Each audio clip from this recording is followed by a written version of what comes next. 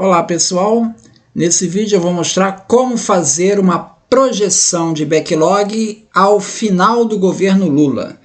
Então, considerando o plano de combate ao backlog do NPI, que se iniciou lá em 2019, mantendo esses índices após esse projeto, como é que chegaremos daqui a 4 anos? Dá para fazer uma projeção? Bom, eu vou fazer uma regressão linear usando uma programação aqui em Python. Então, para a gente fazer isso, primeiro vocês entram aqui no GitHub, na minha página, antoniabrantes/patentes.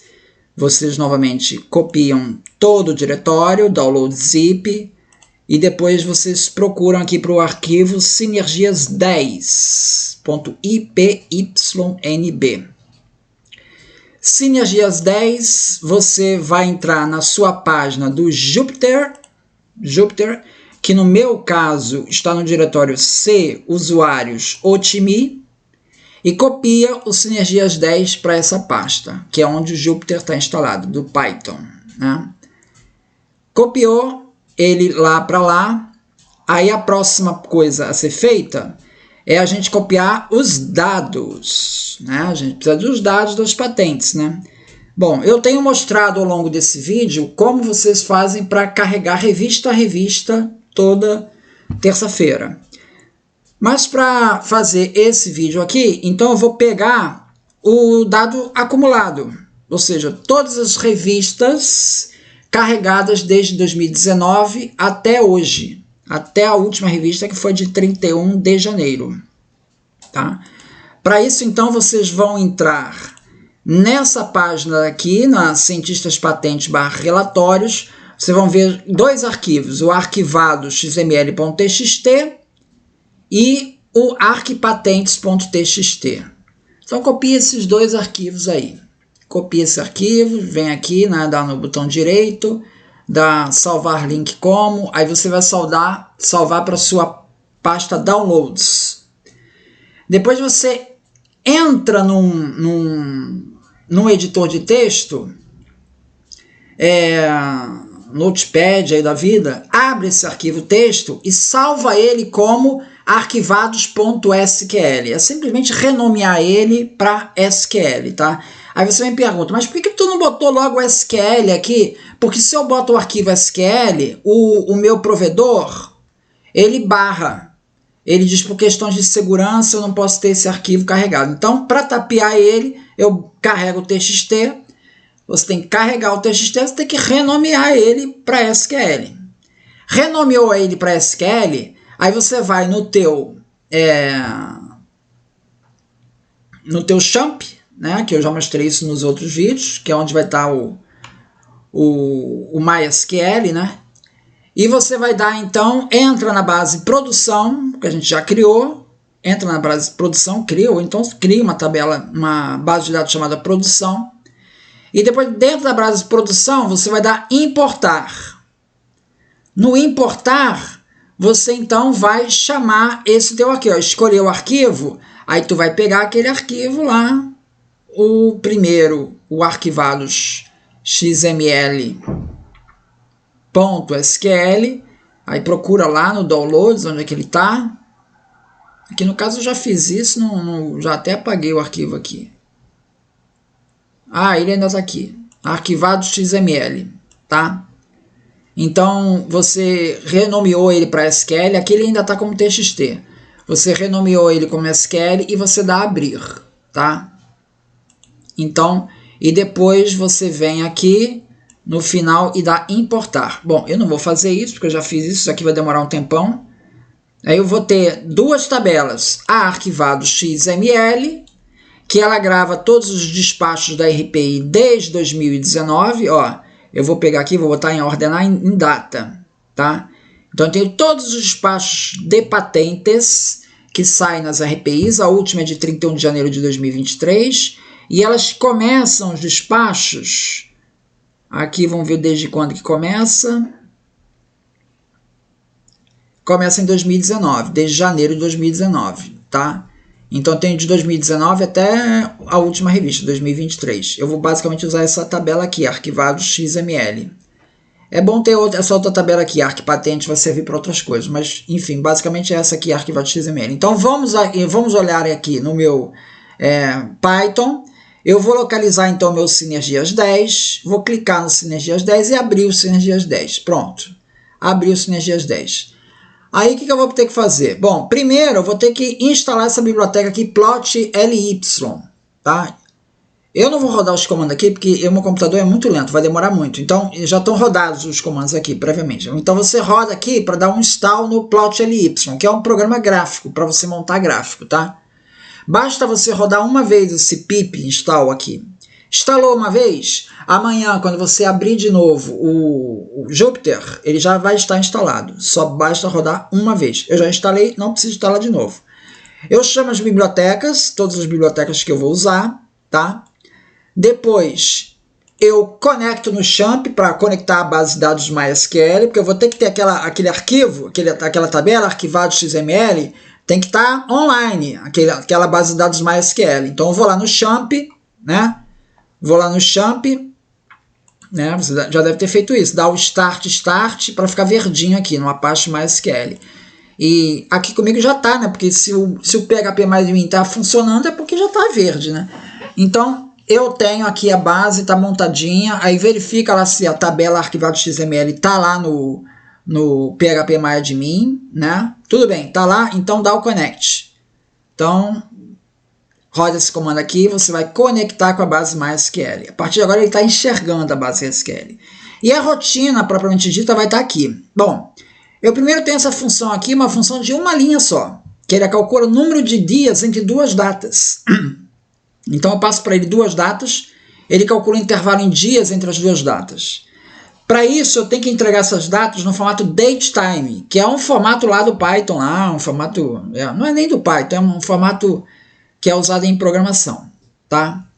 Basta entregar no formato datetime. Como é que vai funcionar a rotina? O loop principal está aqui, está nesse for aqui. Então for ano em range, o range vai começar do ano 2002? Não. Essa rotina eu botei aqui, mas eu não vou rodar ela não, tá? Isso aqui é para montar outros gráficos aqui, que eu mostrei até em outro vídeo. Não vou mostrar essa não. Pula para cá e vem para cá, para essa rotina aqui. Aí aqui eu tenho number of days para a minha função e meu loop, então. Eu vou ter esse primeiro loop for ano in range 2019 até 2023 por ano de 1 em 1. O 2023 ele não vai fazer, porque o Python tem essa coisa. O range vai de um lugar para o outro, mas o último ele não aplica, é sempre 1 menos. Não sei porque fizeram assim, mas é assim que eles fazem. Então, tudo bem. Vai de 2019 até 2022, tá? Esse loop daqui vai de 2019 a 2022. Quando entrar nesse loop, eu vou ter um loop para mês. O mês vai de 1 até 12, porque é sempre diminuindo 1, de 1 em 1, tá? Então, eu vou estar girando o ano e eu vou estar girando o mês. No Python, a indentação é fundamental. Eu não preciso ter colchete, nem... abro colchete aqui. Eu simplesmente boto na indentação e já sabe que o loop está aqui dentro. Bom, eu zero minhas variáveis e vou lá dar meu primeiro comando. Eu vou na tabela arquivado XML, que é a minha tabela lá das revistas. Procura quem tem despacho 16.1, que não tenha sido anulado.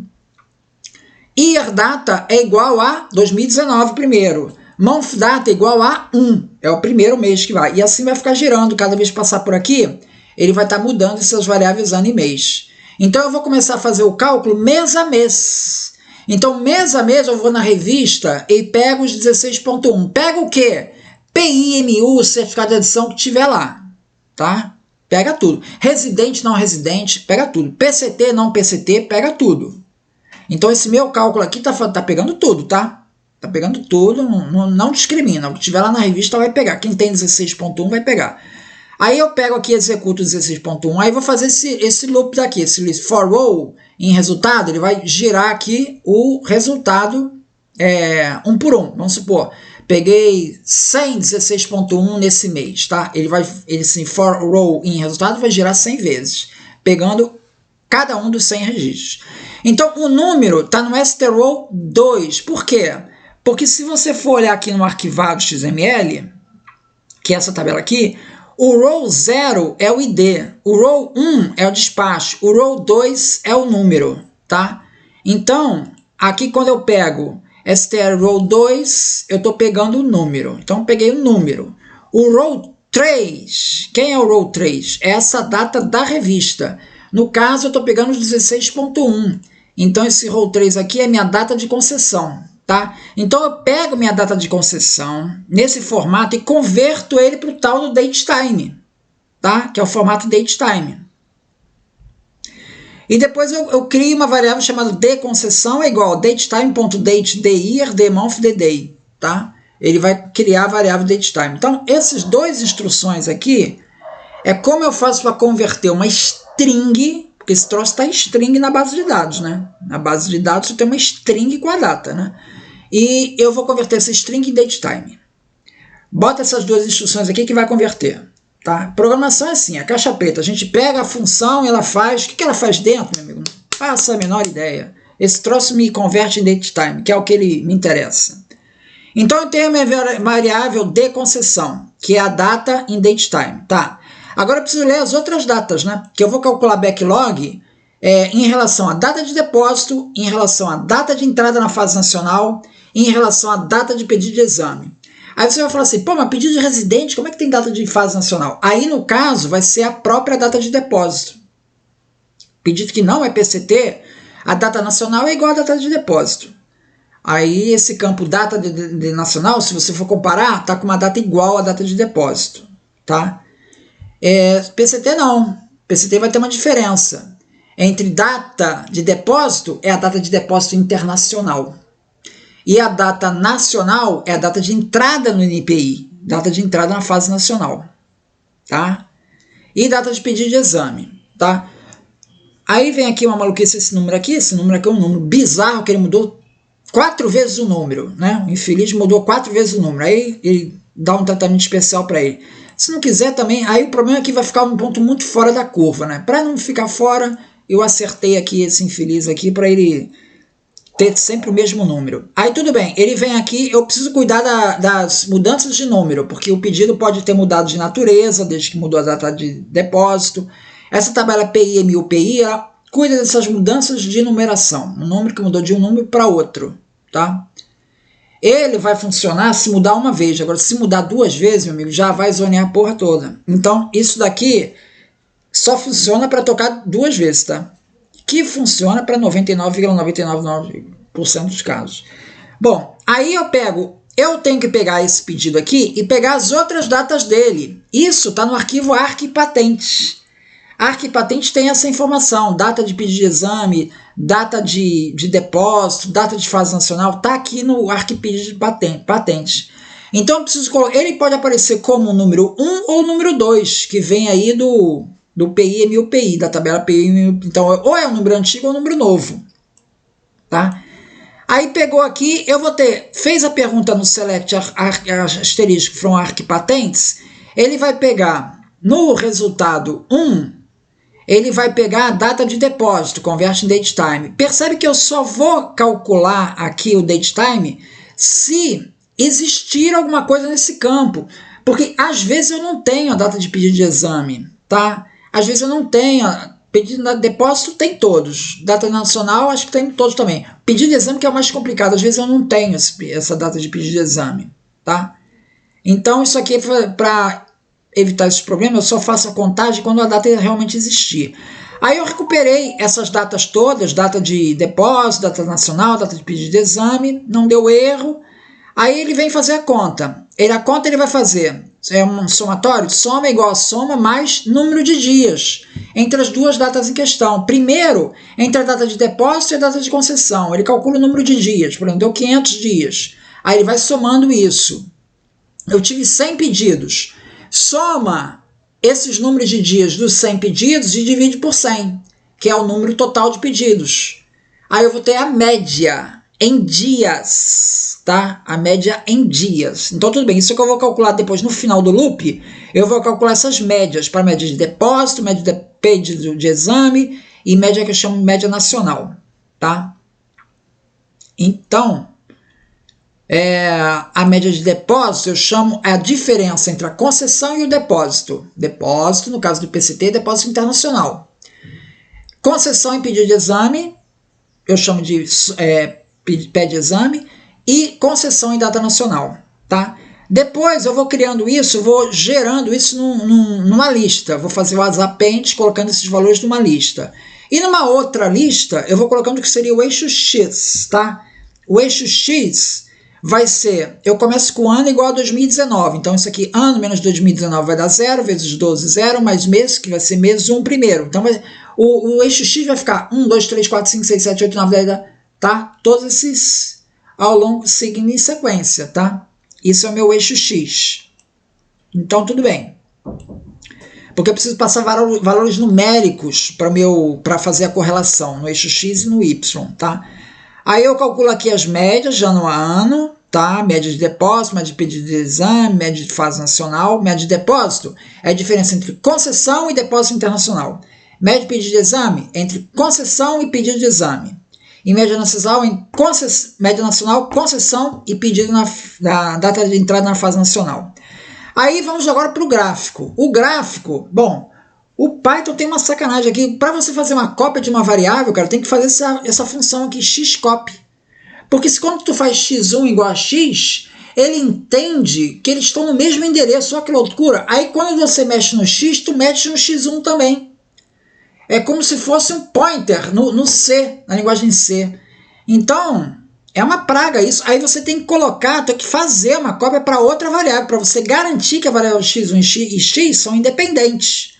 Então, eu posso mexer à vontade no x1, que o x não irá mexer. Então, eu fiz uma cópia de x e uma cópia de z. Tá?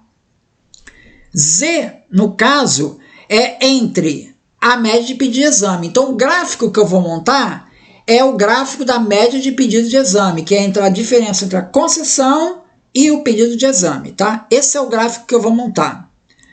Então, eu vou fazer aqui, vou zerar aqui as variáveis e vou chamar aqui a regressão linear, chamo o regressor e tudo bem, tá? Aqui só tem uma coisa a comentar aqui, você vê que eu usei 2 regressores aqui, é porque eu tenho x array, ele vai ter o x dos dados efetivamente usados, que foi de janeiro de 2019 até dezembro de 2022, tá? Esses são os x, que vai dar de 1 até 48, tá? Agora, eu quero fazer uma projeção, eu quero saber o que vai acontecer no governo Lula nos próximos 4 anos. Então, o meu x1, ele vai até 2019 mais 4, vai até 2023, entendeu? Ele vai até 96, sacou? Isso é só para ter no gráfico. Então, x1 eu não vou usar para regressão. Na regressão, eu só estou usando de 1 a 48. Aí eu faço a minha regressão, só com aqueles dados. Na hora de plotar, é que eu vou usar o x1. Tá? Você vê aqui que nesse gráfico, px_scatter, o x é o x1. Tá? Eu vou usar o x1. E novamente, só para complicar, aqui o px_scatter, ele não aceita lista, ele aceita array. Por isso que eu tive que converter esse troço para array, que senão ele não funciona. Ele tem que dar um reshape aqui. É uma coisa só para complicar, senão não plota. Bom, tudo bem, ele exige um tipo para ele funcionar. E o y é o z1, né, que é a variável que é o tempo médio da concessão a pedido de exame, tá? E aí eu vou plotar o gráfico. Eu não vou rodar esse negócio aqui, porque esse negócio aqui fica um século rodando, tá? Minha máquina é muito lenta. Aí o que acontece aqui? Eu vou primeiro plotar os valores. Você vê aqui que eu começo em janeiro de 2019. Total de registros é aquele total de registros que eu tenho data, tá? Então, para o depósito, eu tenho 883 pedidos aqui em janeiro de 2019. Eu tenho só 877 que tem pedido de exame. Tá? Tem 6 aí que eu não tenho pedido de exame. Por alguma razão, eu não tenho pedido de exame. E 883 eu tenho do fase nacional. Todos eles têm fase nacional. Então, tudo bem. Aí eu calculo. Concessão a depósito, em janeiro de 2019, foram 10,17 anos. Eu já estou convertendo dias em anos, tá? Então, deu 10,17 anos. Se eu for contar do depósito internacional. Lembrando que em todos os relatórios que vocês encontrarem da IP5 e EPO e tudo mais, ninguém faz essa conta, tá? Entre concessão para depósito internacional. Por quê? Porque o depósito internacional é o depósito feito no exterior, pô. Se você já está contando o taxímetro desde esse momento, é sacanagem, né? Porque o pedido nem entrou no NPI, já está contando. É a mesma coisa que você chegar num táxi e entrar, ele já está marcando já. Pô, peraí, cara. Assim, eu nem comecei a corrida ainda. Então, a corrida conta quando ele entrou no NPI. Então, certo seria contada a concessão para a fase nacional. Isso, entre depósito internacional e fase nacional, dá uma diferença aqui, ó, de 1,32 anos. Entendeu? Isso pode dar uma diferença de 1 ano mais ou menos, tá? Então, há que ter cuidado com isso. Geralmente as pessoas falam backlog, elas não dizem exatamente, estão contando em relação ao quê. Tu fica meio perdido. Mas aqui, estou deixando claro, 10 anos, se for contada a data de depósito internacional, isso nos pedidos para os 883 patentes concedidas em janeiro de 2019, tá?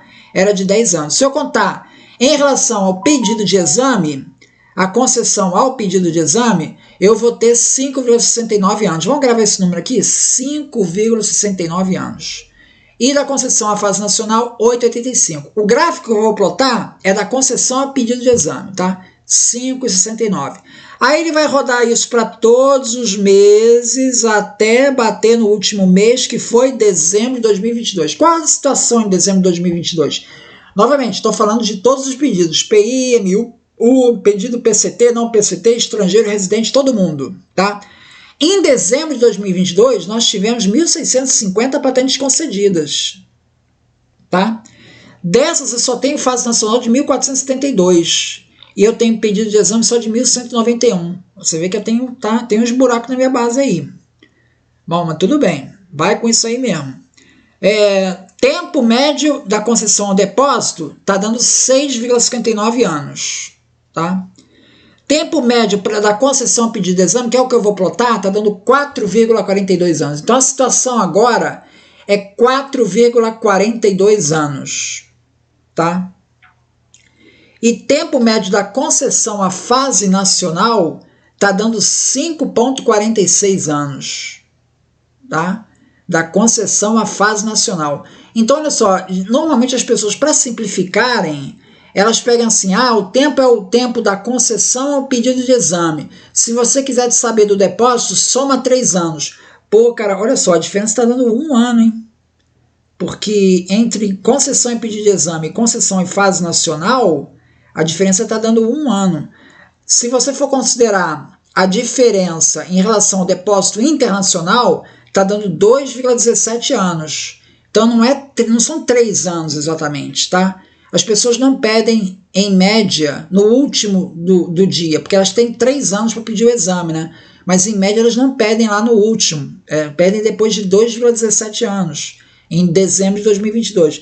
Então, aqui tem um cálculo mais preciso aí com relação à concessão ao pedido de exame, da 4,42. Então, vamos plotar o gráfico. O gráfico você tem os dados. O primeiro valor que eu tenho é esse aqui, ó, 5,69, que é aquele valor que eu tinha falado, que é o do pedido de exame até a concessão, para janeiro de 2019. A situação em dezembro é de 4,42 anos, tá? Aí eu fiz a regressão linear, dá essa reta vermelha aí. Você vê que os dados estão... até que não está tão disperso, né? Também não está uma reta, mas está mais ou menos disperso. De coisa vai e vem, cai, vai e vem. Está mais ou menos tendendo aí uma tendência aí. Mantendo essa tendência, nós chegamos no final do governo Lula, depois de 4 anos, chegamos aqui no ponto 96, né, que são mais 4 anos, né, temos 48 dados. São os 4 anos aqui de 2019 a de 2023. Mais 48 são mais 4 anos. 4 anos nós chegamos a 3,46, tá? Então a meta anunciada, que é a meta de 2 anos, o objetivo que tem se colocado é conceder patentes em 2 anos depois do pedido de exame, tá? Não estamos falando de tempo de decisão, hein? Tem outro dado que é revelado é cálculo do tempo de decisão. Aí é outro cálculo, porque dentro do tempo de decisão leva em conta 9.1, 9.2 e 11.2, tá? Aqui eu estou levando em conta 16.1, tá? É o tempo de concessão, tá? Então, esse tempo de concessão, que em dezembro de 22 estava em 4,42 anos, entre o pedido de exame e a concessão, vai chegar mantendo esta tendência, a linha de tendência, que ela vem mantendo até agora a tendência, continua caindo. Mantendo essa tendência, lá ao final de 4 anos do governo Lula, chegará em 3,46 anos. Tempo de concessão ao pedido de exame. A meta que tem se estabelecido são 2 anos. Então, continuando nesta tendência, o que já seria até bastante otimista a gente conseguir manter essa tendência, né? Porque é natural que já reduz o número de pedidos que tem a busca internacional, não sei o que, é natural que haja um certo desgaste, né? Mas mantendo essa tendência, a gente não atingiria os 2 anos, a gente atingiria 3,46 anos. A média internacional é de 2 anos. 2 anos contados do pedido de exame, tá? É uma média considerada internacionalmente, é do IP5. Então é isso, esse gráfico daí está colocado aí, então fica como dado e as informações de como que o dado foi feito, como que a regressão foi feita e o programa aqui feito em Python. E os dados brutos vocês conseguem então na página lá dos cientistas patentes. Muito obrigado então.